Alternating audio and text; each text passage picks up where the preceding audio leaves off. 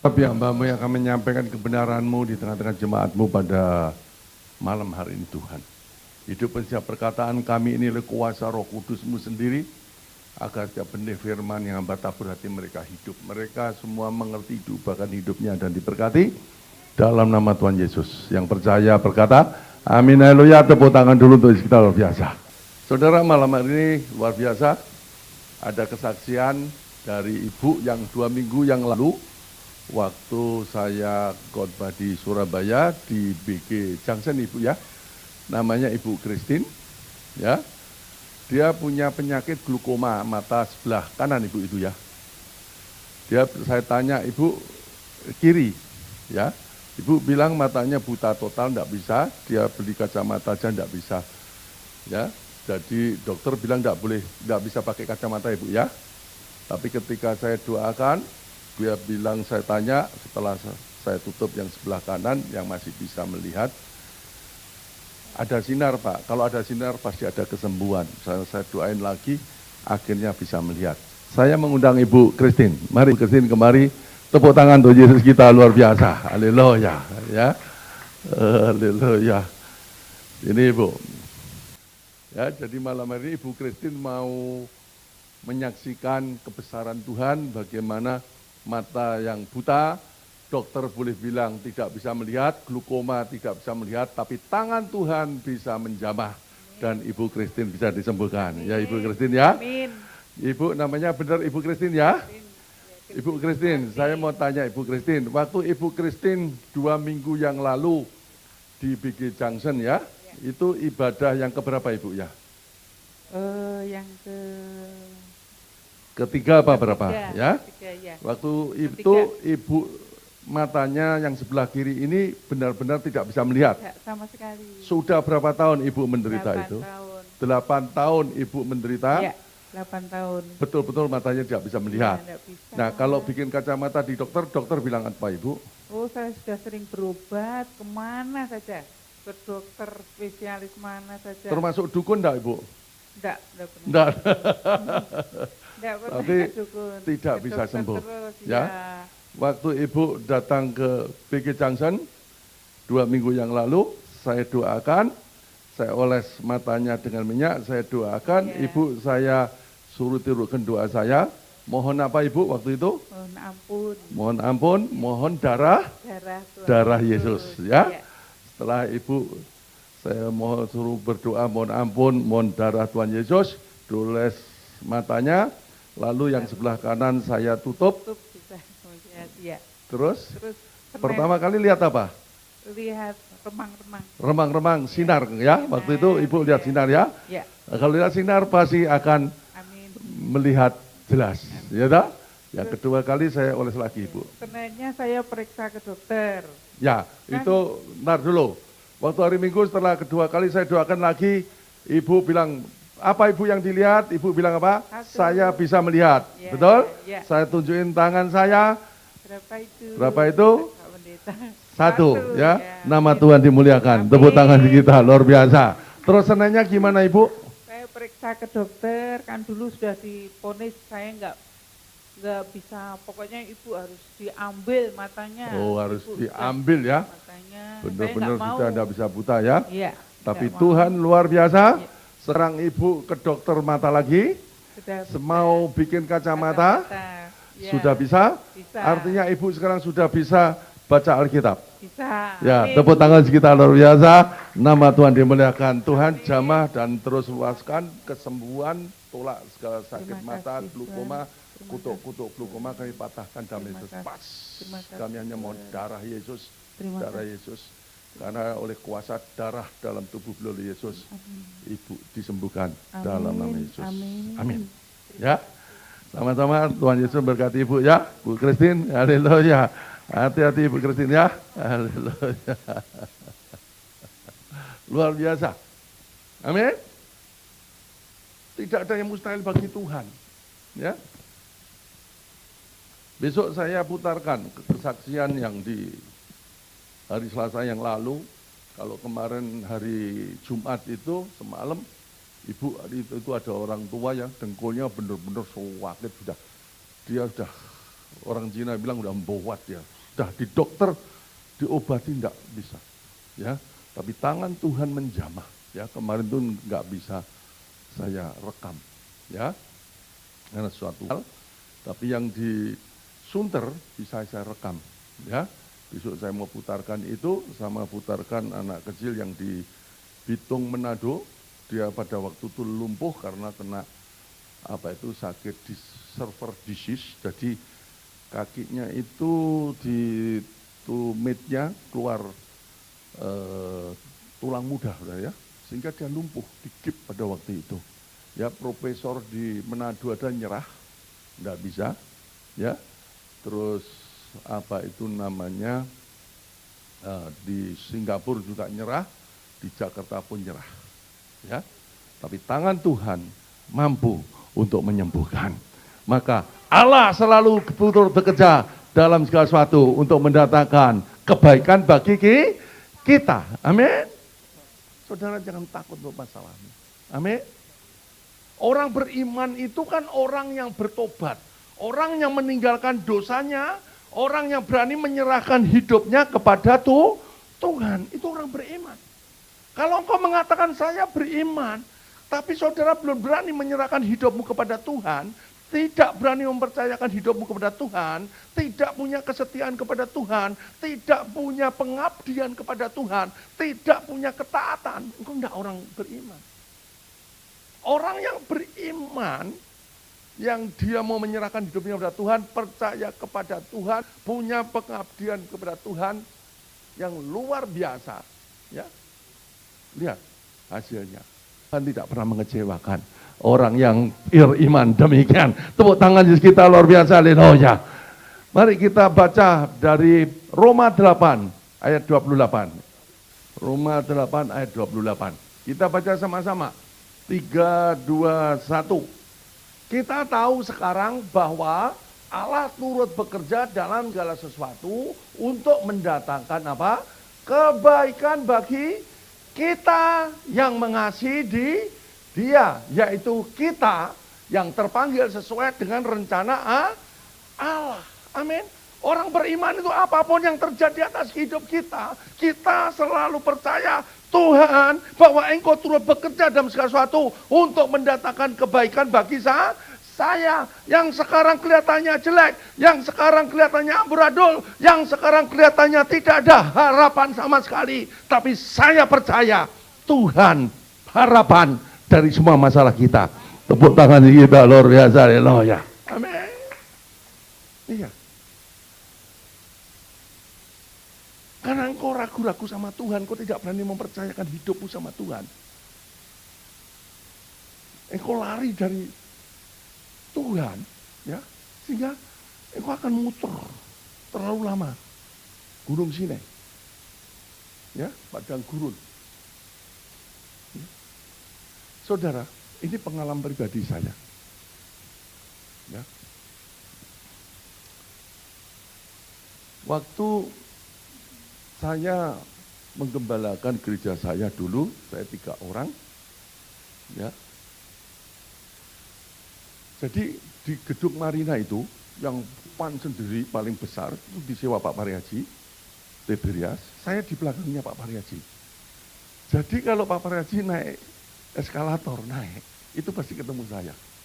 Kalau saya pas di depan, saya nungguin jemaat saya, nanti salaman dengan saya. Ya, saya itu punya iman begini. Saya selalu bilang, saya ini akan menjadi pendeta yang besar, saya nanti bisa menyembuhkan orang sakit, orang mati pun akan hidup. Ya, itu iman saya, dan saya akan khotbah di gereja yang besar. Pokoknya besar, tidak kecil-kecilan. Ya, tapi saya dipercayakan dengan jemaat cuma 150 orang, saya sungguh-sungguh, saya punya komitmen. Ya, bukan saya asal-asalan. Ya, terus saya mau lari cari yang besar. Oh enggak, saya mengasihi jemaat saya sungguh-sungguh. Ya. Nah, dari sisi keuangan, itu enggak pernah kekurangan. Berlebih-lebihan, semuanya akan disetor ke pusat. Ya. Nah, pusat terjadi ganti pimpinan. Nah, belilah gedung yang baru pada waktu itu posisinya sekitar 17 miliar setengah apa berapa. Jadi gedung ini belum ada isinya, orangnya cuma sedikit 300-200. Ya. Jadi cabang-cabang semua yang ada itu dilikuidasi, ya, untuk digabung ke sono. Ya. Nah, jadi mereka yang status gembala daerah, artinya gembala cabang-cabang ini semuanya di pusat, nganggur, cuma suruh liati temen khotbah aja. Ya. Saking banyaknya pendeta itu kan gilirannya lama-lama. Ya. Karena gereja ini cuma ibadahnya sekali. Ya. Lihat saudara, saya sesungguhnya sudah convenient dengan 150 jemaat saya sudah senang. Ya. Tapi lihat, tahu-tahu dibubarin. Ya. Jadi saya jadi gembala yang luntang-luntung. Tidak punya jemaat saya. Ya. Gembala sapi sekarang saya. Ya. Kalau pikiran manusia, saya akan jengkel sekali. Enggak. Saya percaya bahwa Tuhan, Engkau akan turut bekerja dalam segala sesuatu untuk mendatangkan kebaikan bagi saya. Saya hanya percaya, akhir dari pertandingan ini, saya pasti menang. Saya akan melihat rencana Allah terhadap hidup saya. Itu aja sudah. Amin. Karena saya punya penyerahan sama Tuhan, saya punya pengabdian sama Tuhan. Saya tidak ambisius. Ya, umur saya pada waktu itu udah 53 tahun, bayangkan juga. Sampai waktu dilikuidasi umur 52. Ya, tapi itu kan sudah bulan Oktober. Ya. Sampai teman saya itu bilang begini. Ya. Karena dia selalu dengar omongan saya itu akan khotbah ribuan orang. Saya akan di gereja yang besar. Saya akan buta melek bisu berbicara berjalan. Ya. Saya dianggap ambisi gitu. Nah, dia datang ke saya. Dia bilang begini. Pak Dedi, ya maaf aja. Saya mau ngingetkan aja, jangan sampai Bapak ini nanti stres gitu. Ya, kenapa? Bapak bilang kan, mau khotbah dari pendeta besar, khotbah di gereja besar, pokoknya kesembuhan terjadi, KKR luar biasa. Wong Bapak buka cabang cuma 150 jemaat aja dibubarin. Sekarang Bapak bagaimana? Umur sudah 53 tahun. Itu secara manusia tersinggung enggak? Tersinggung, tapi saya enggak. Ya, oh itu. Ya, bagus. Kamu mau bicara sama saya. Gini, saya enggak ambisi. Doa saya aja bukan ambisi apa-apa. Doa saya, Tuhan, tempatkan saya sebagaimana kehendak-Mu atas hidupku. Saya kan enggak ambisi artinya. Ya. Tapi saya melihat dengan visi saya, yang Tuhan berikan kepada saya, bahwa saya akan bergabung dengan gereja yang besar, saya akan KKR, saya akan bicara di depan ribuan orang. Loh memang sebelum saya gabung di Tiberias, saya bikin KKR, tapi kan di luar-luar Jawa itu ya, ribuan orang juga. Ya, terjadi kesembuhan. Ya. Nah, itu bulan Februari. Akhirnya, ya, bulan September, itu keluarlah di buletin nama saya gabung dengan Tiberias. Saya bawa itu, saya tunjukin dia. Nih, lihat nih. Saya nanti tanggal 25 September, itu tahun 2005. Ya, saya masuk udah umur 53 tahun. Nih, saya mau khotbah di Tiberias. Dia bilang gini, yang benar buletin itu Pak. Emangnya aku bisa cerita buletin? Ini buletinnya Tiberias. Ya, nah waktu dia mengingatkan saya itu, saya bilang begini, inilah, anggap aja nanti kalau saya umurnya udah 60-an tahun, udah naik 60 tahun, 60 lebih gitu, tidak terjadi apa-apa. Ya sudah, anggap itu saya mimpi bolong. Maka saya tidak ambisi. Amin. Saudara, kalau Tuhan itu tidak pakai pimpinan saya untuk likuidasi cabang saya yang kecil, saya tidak mungkin bisa gabung dengan Tiberias dan tidak akan pernah ketemu saudara. Tepuk tangan kita luar biasa. Haleluya. Dahsyat. Amin. Justru di Tiberias, saya setiap tahun ke luar negeri, saya setiap tahun ke Israel, saya setiap minggu pergi naik kapal terbang. Amin. Memang di saat engkau mengalami permasalahan itu, saudara, itu gelap, kita pun tidak ngerti. Tapi firman yang kita pegang, Tuhan, engkau ikut bekerja dalam segala sesuatu untuk mendatangkan kebaikan bagi saya. Amin. Ya, kadang-kadang orang yang sombong, orang yang kurang ajar, diberi pelajaran Tuhan, diizinkan sakit stroke, diizinkan sakit yang luar biasa.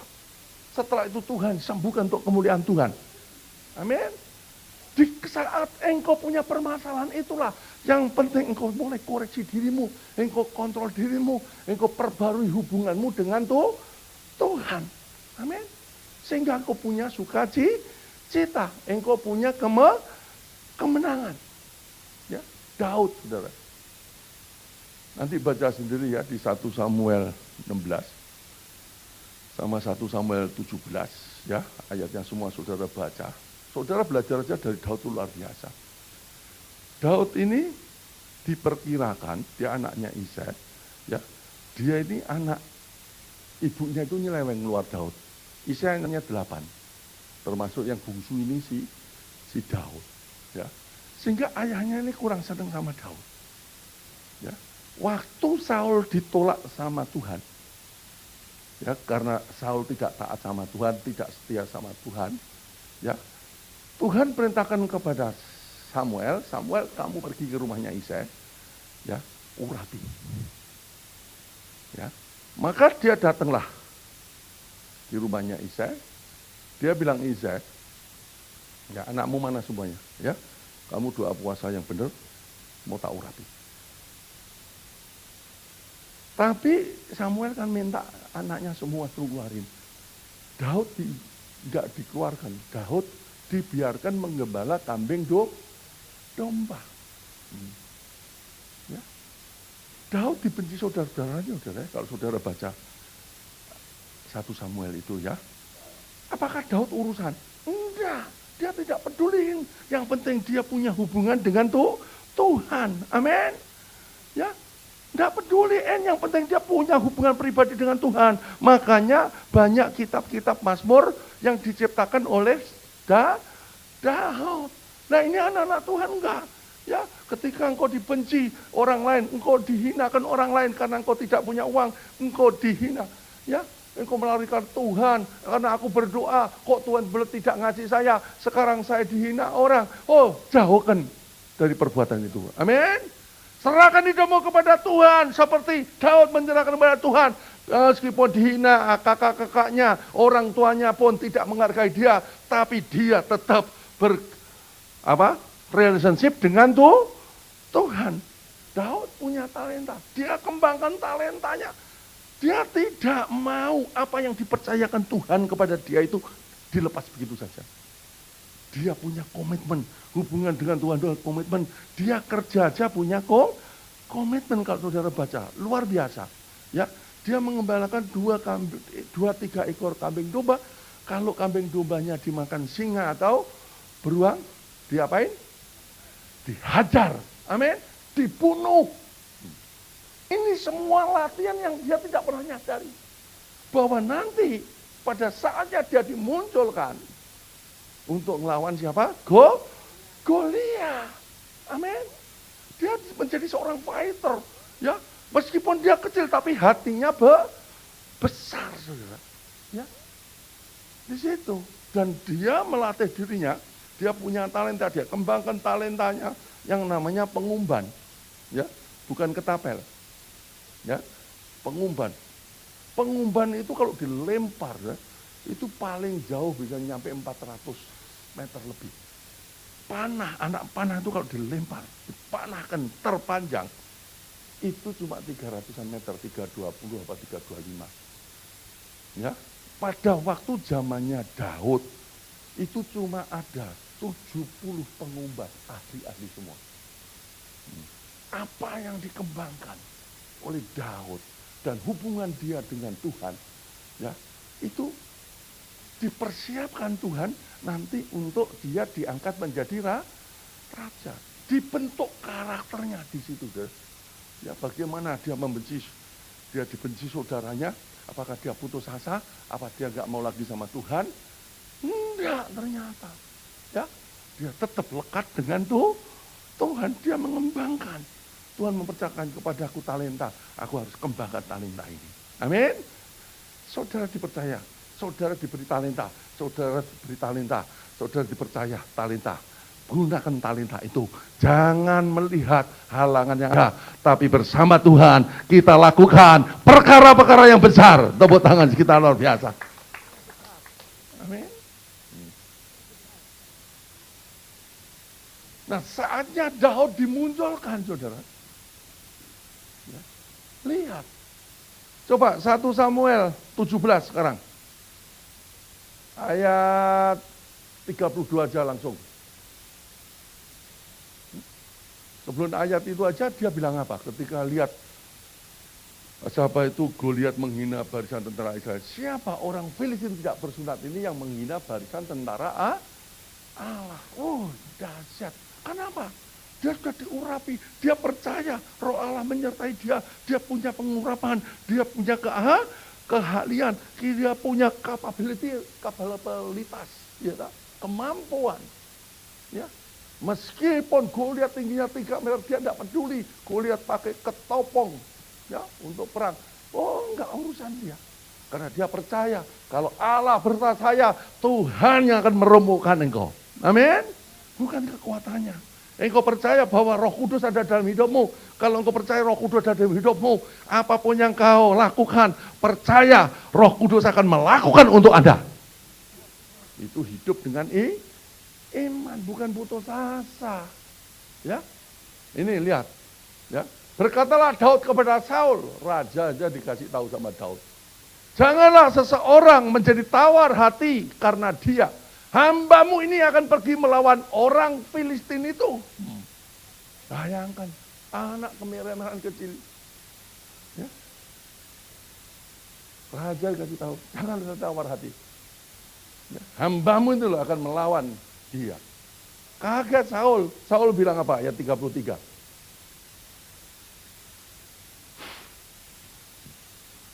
Tetapi Saul berkata kepada Daud, tidak mungkin engkau dapat menghadapi orang Filistin itu untuk melawan dia, sebab engkau masih muda, sedang dia sejak dari masa mudanya telah menjadi prajurit. Saul tidak percaya, mana mungkin kamu bisa menghadapi dia. Oh, dia sejak dari dulu udah tukang perang, kamu masih muda. Ya, apa kata Daud? 34. Tetapi Daud berkata kepada Saul, hambamu ini biasa mengembalakan kambing domba ayahnya.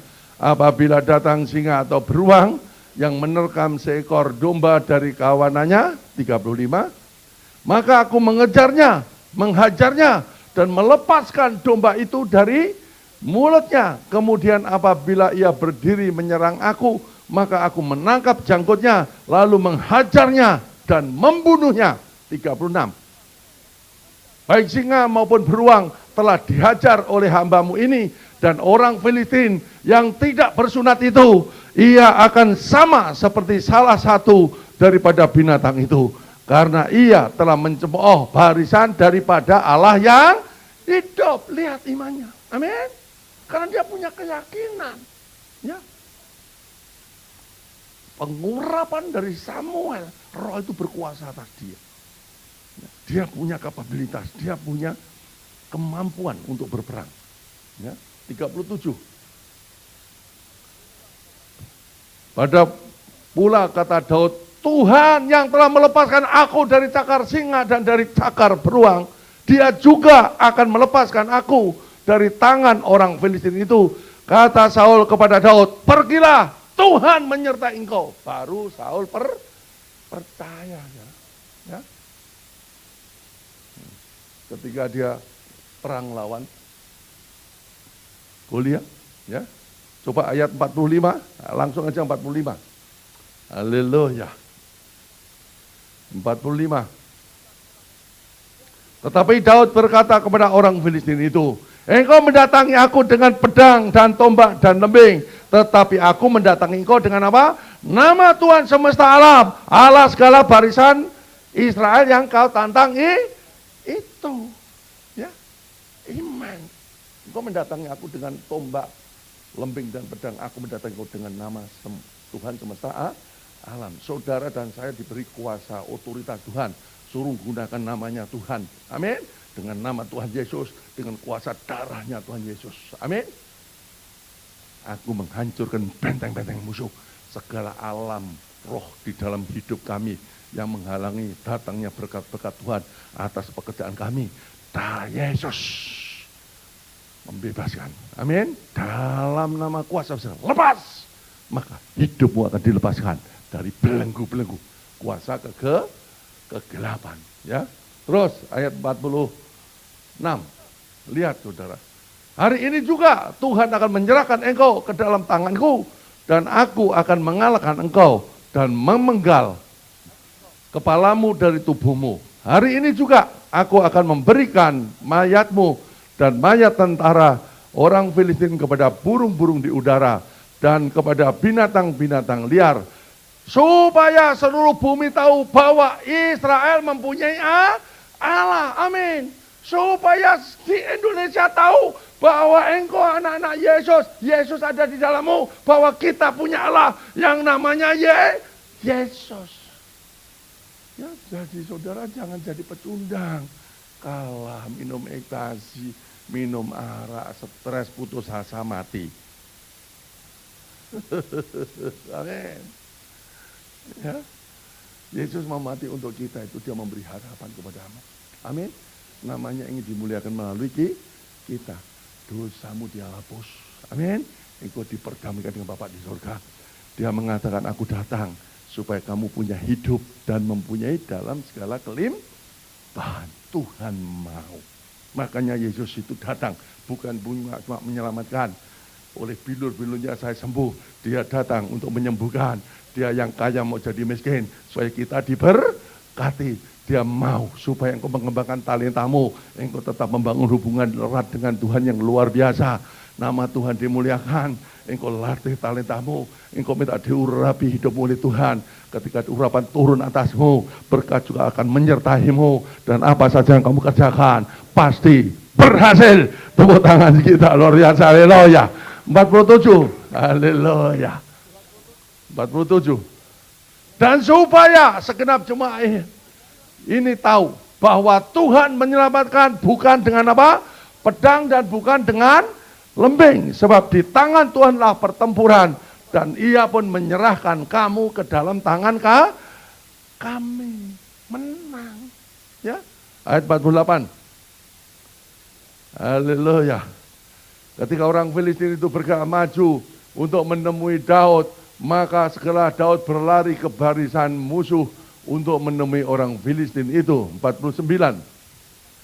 Lalu Daud memasukkan tangannya dalam kantongnya, diambilnyalah sebuah batu dari dalamnya, diumbannya, maka kenalah dahi orang Filistin itu, sehingga batu itu terbenam ke dalam dahinya, dan terjerumuslah ia dengan mukanya ke tanah. Diambil batu, diumban. Padahal pakai ketopong. Itu pimpinan tangan Tuhan. Dimasukkan batu itu ke dalam jidatnya. Goliat. Roboh, mati. Ayat 50.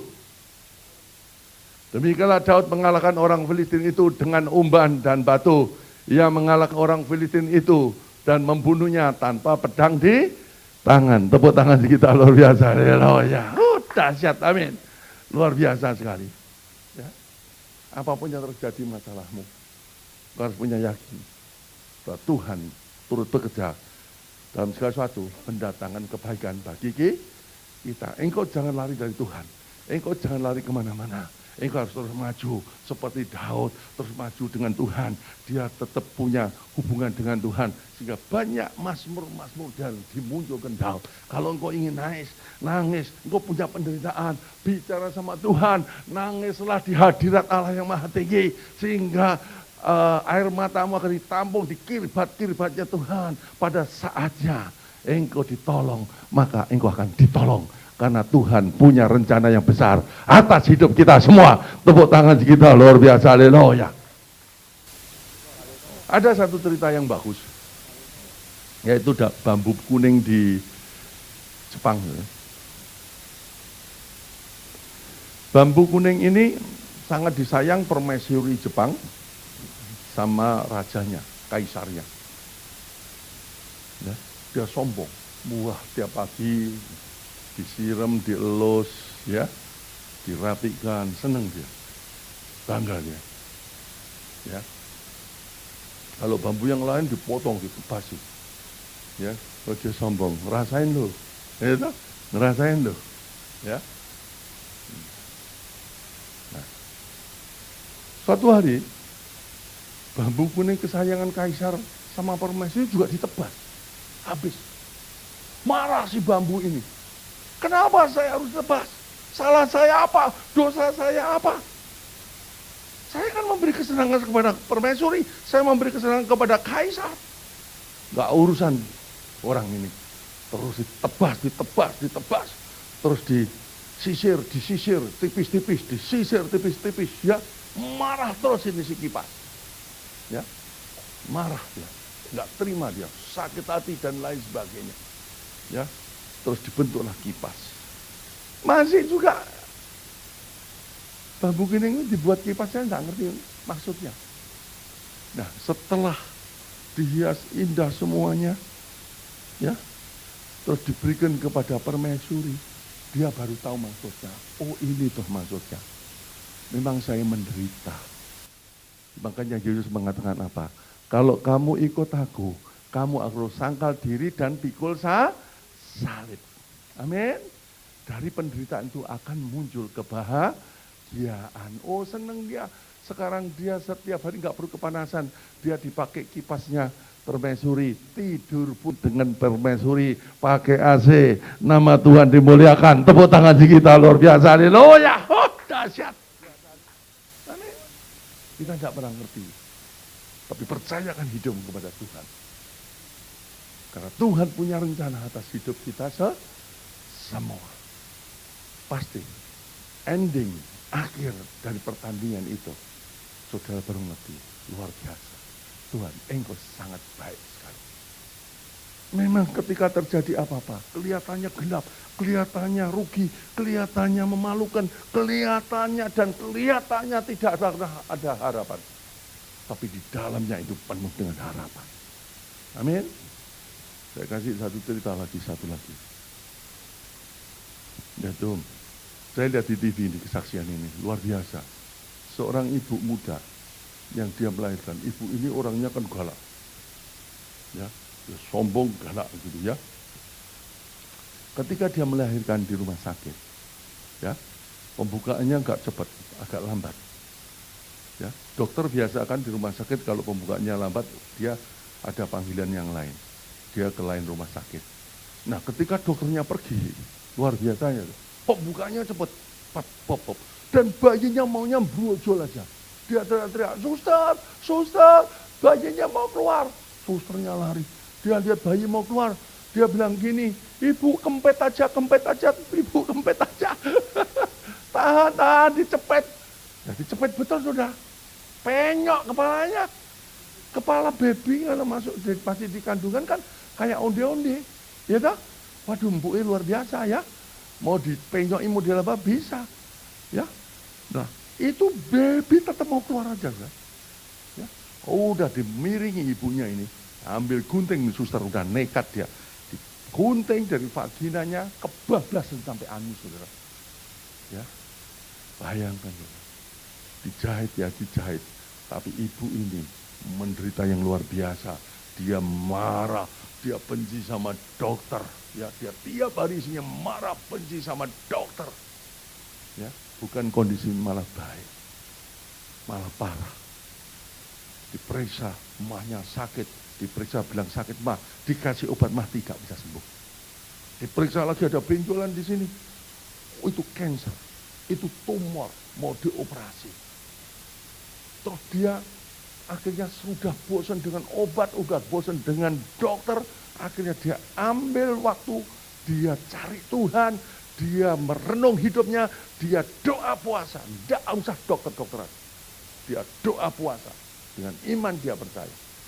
Ya, di situ ketika dia doa puasa, dia merenung, ya, dia kontrol diri, Tuhan bicara, ampuni dokter itu. Ampuni dokter itu, ampuni. Mana enak banget ampuni dokter, ya toh? Saya dibikin menderita. Bayangkan sudah, kalau dia pup, ya, ke toilet, ya, itu robek, ya, betapa sakit dan menderitanya luar biasa, ya. Tapi suruh ngampuni, ngampuni, ngampuni. Akhirnya dia manut sama Tuhan, ya. Dia ngampuni dokter itu, dia lepaskan pengampunan. Ya, dia memberkati dokter itu. Apa yang terjadi, saudara? Yang dokter dulunya sakit mah, bilang ini sakit mah. Yang bilang ini adalah benjolan, adalah tumor.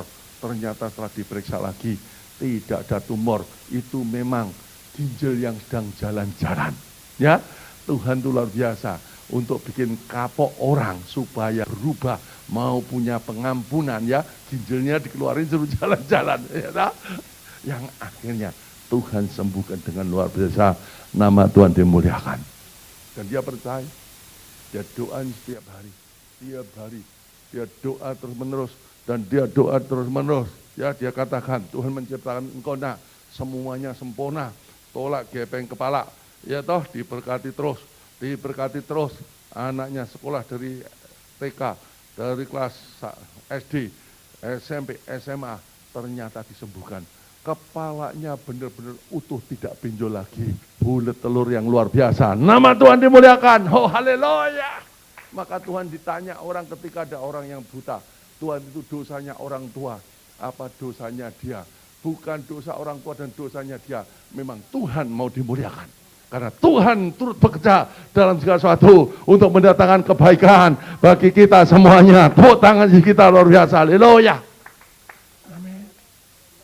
Anaknya itu jadi dokter gigi, lulusan kumlot, ya, dia nikah, sekarang dia ada di Singapura, penuh dengan kebahagiaan, nama Tuhan dimuliakan. Mari kita serahkan hidupmu kepada Tuhan, percaya bahwa Tuhan turut bekerja dalam segala sesuatu, mendatangkan kebaikan bagi kita semuanya. Tepuk tangan sekali lagi untuk kita luar biasa.